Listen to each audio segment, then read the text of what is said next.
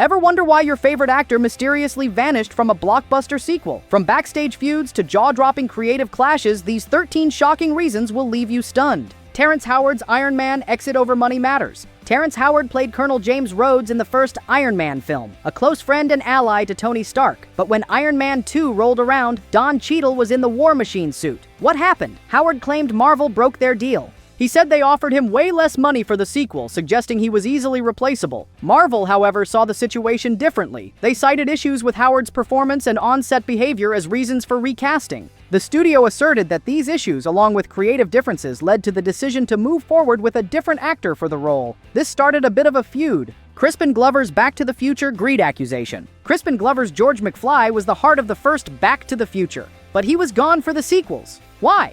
Glover said he had issues with the script's materialistic message. He also asked for a higher salary, closer to what others were making.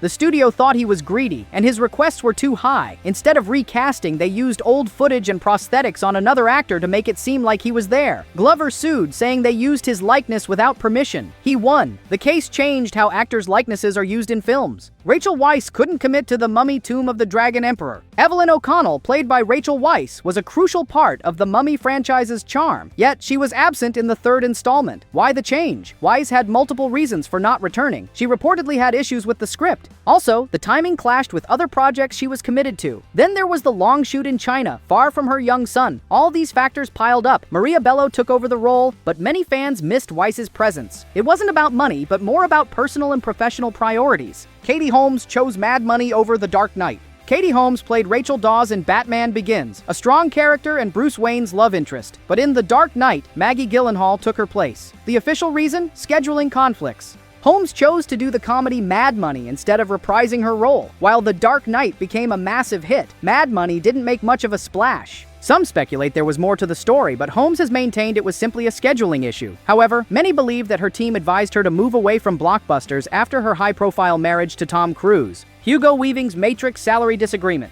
Agent Smith, Hugo Weavings' iconic villain, was unforgettable in the Matrix trilogy, but he didn't come back for The Matrix Resurrections. Why? Weavings said there were negotiation issues. Director Lana Wachowski offered him a role, but the money wasn't right. He felt they weren't valuing his contribution. There were also scheduling conflicts with his theater work. Weaving emphasized the importance of the theater to him. So, even though fans missed his chilling performance, it came down to money and priorities. His role was modified in the film, with another actor, Jonathan Groff, stepping in as a new version of Agent Smith. Marcus Chong's Matrix demands led to Tank's removal. Marcus Chong played Tank, the vital operator of the Nebuchadnezzar, in the first Matrix movie. However, his character was completely written out of the sequels. Why? Chong's negotiations for Reloaded and Revolutions reportedly went south quickly. He claimed he was offered a low salary and then blackballed when he asked for more. He even accused the Wachowskis of being racist and filed a lawsuit that was later dismissed. The studio maintained that his demands were unreasonable. Instead of recasting, they created a new character, Link, to fill Tank's role. This is one of the more dramatic behind-the-scenes stories of the franchise. Edward Norton's creative clashes on The Incredible Hulk. Edward Norton didn't just star as Bruce Banner in The Incredible Hulk, he also significantly contributed to the script, but when it came to sequels, Mark Ruffalo took over. What happened? Marvel cited a need for an actor who embodies the creativity and collaborative spirit of our other talented cast members. This was a polite way of saying Norton was tough to work with. Norton wanted more control over the character and the story. He had his own ideas about where to take the Hulk. This clashed with Marvel's vision for their cinematic universe. The split was messy, with both sides having different stories. Ultimately, creative differences led to Norton's departure. Sean Connery's Bond fatigue and Diamonds Are Forever fee. Sean Connery is arguably the definitive James Bond. He left the role after You Only Live Twice, citing creative fatigue and a desire to avoid being typecast. He also felt underpaid compared to the massive success of the Bond films. But he was lured back for Diamonds Are Forever with a record-breaking salary. Producers paid him a whopping $1.25 million, a huge sum at the time. He also got a percentage of the profits. Connery donated his entire salary to a Scottish charity. While the money brought him back once, it wasn't enough to keep him. He left again, making way for new Bonds. Suzanne Summers' equal pay fight on Three's Company. Suzanne Summers, who played Chrissy Snow on the hit show Three's Company, was fired after she asked for a raise. She wanted pay equal to what her male co-star John Ritter was making. At the time, she was earning $30,000 per episode, while Ritter was making $150,000. The network refused and terminated her contract. They even made her finish her existing contract by appearing in short, isolated scenes.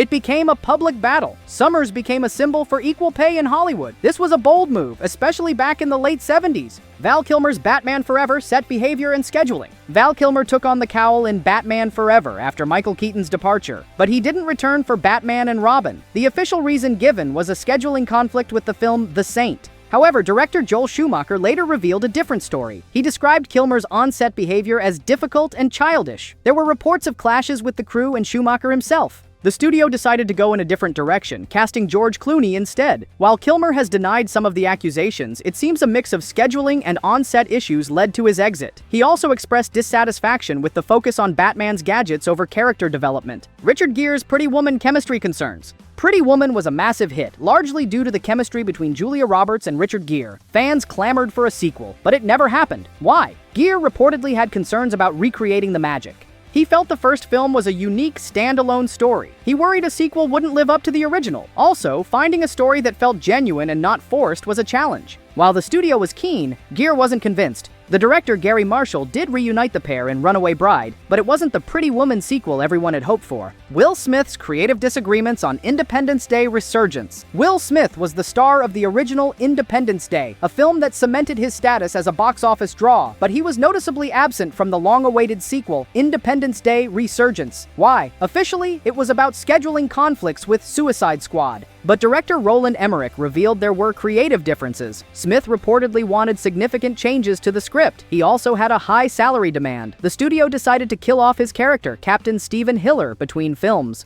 They focused on a new generation of heroes instead. The sequel wasn't as well received, and many felt Smith's absence was a major factor. Emmerich stated that early drafts included Smith, but ultimately, it didn't work out. Julie Andrews' focus on family after The Sound of Music. Julie Andrews became a global icon after Mary Poppins and The Sound of Music. She was offered a role in the sequel to The Sound of Music, focusing on the Von Trapp family's life in America, but she turned it down. Why? Andrews was wary of being typecast in musical roles. She wanted to explore different types of characters. She also prioritized her family life after years of intense filming schedules. The sequel was never made. Andrews' career went on to include diverse roles, proving her versatility beyond the singing governess image. Thank you for watching. Please like and share this video and subscribe to the channel for more content like this.